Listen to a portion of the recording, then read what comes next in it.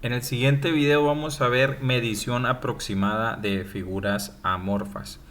Ya miramos anteriormente en el video del problema del área que yo no puedo calcular el área de figuras que no tienen ninguna forma establecida. Si nosotros nos damos cuenta y si quisiéramos calcular el área que corresponde a estos puntos que se encuentran en esta parte de aquí, que sería de aquí a aquí y de aquí hasta acá. Entonces, si yo quisiera calcular esta área que se encuentra aquí, pues yo no conozco esta forma, pero pudiera a lo mejor definir que aquí hay un cuadro y yo ya sé que puedo calcular el área de ese cuadro y que acá hay un triángulo. Pero el problema de hacerlo de esta manera es que en esta parte de aquí calcularía más del área que realmente debería de estar calculando. Entonces, de ahí surge la siguiente forma o la siguiente manera para poder hacer una medición. Todavía seguiría siendo aproximada. ¿Por qué seguiría siendo aproximada? Porque pues no sería un valor exacto. ¿Cómo es esa manera? Es precisamente tener que dividir nuestro gráfica que va del intervalo, en este caso de A hasta B, y lo tendríamos que dividir en una figura que ya conocemos, que en este caso sería, por ejemplo, un rectángulo. Entonces yo pudiera dividir esto en algunos rectángulos para poder calcular el valor de el área correspondiente. Entonces de esta manera yo puedo calcular el área, pero va a seguir existiendo aquí un pequeño problema. ¿Cuál va a ser el problema? Que voy a tener todavía un pequeño sesgo porque esta parte de aquí pues estaría calculando lo demás, pero ya sería una aproximación muy cerca del valor del resultado del área. Y obviamente, ¿cómo lo vamos a hacer? Pues sabemos que el área de el rectángulo pues es igual a base por altura. Entonces, con esta fórmula yo puedo ir definiendo cómo calcularlo. Entonces, el área la vamos a calcular del intervalo A hasta B y nos vamos a dar cuenta que vamos a tener una serie de subintervalos. ¿Cuáles van a ser esos intervalos o cómo lo vamos a interpretar? Lo vamos a interpretar como n. Sería la cantidad de rectángulos que nosotros vamos a tener. ¿Sí? Porque aquí a lo mejor pude haber trazado triángulos más pequeños y se aproximaría mucho más el valor del área de esa figura. En este caso, pues vamos a tener o vamos a representar a esos subintervalos como n.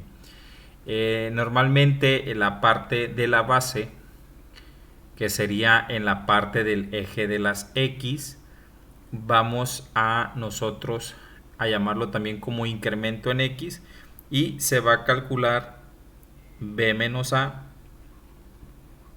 dividido entre pues todos los intervalos que yo vaya a tener o toda la cantidad de rectángulos que yo vaya a tener.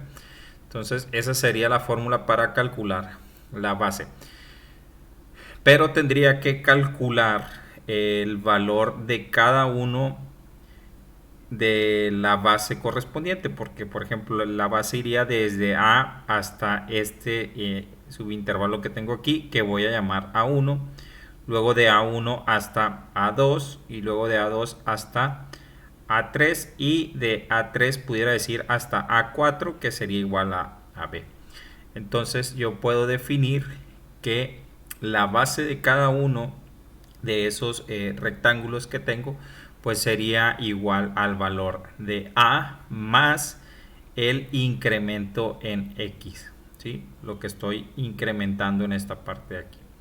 La base del segundo rectángulo pues sería el mismo valor de A pero ahora no es solamente un incremento, sino que son dos incrementos en X. El valor de A3 sería igual al valor de A más 3 incrementos en X, y A4 sería igual a A más 4 incremento en X, que esto sería igual a el valor de B. Ok, una vez que yo ya tengo la parte de las bases de cada uno de los rectángulos, ahora lo que correspondería sería calcular la altura de ese rectángulo.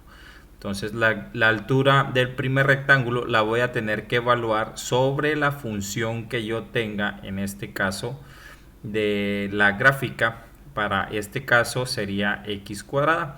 Ahorita no lo vamos a ocupar, pero correspondería a ir sustituyendo los valores que yo tenga en esta función.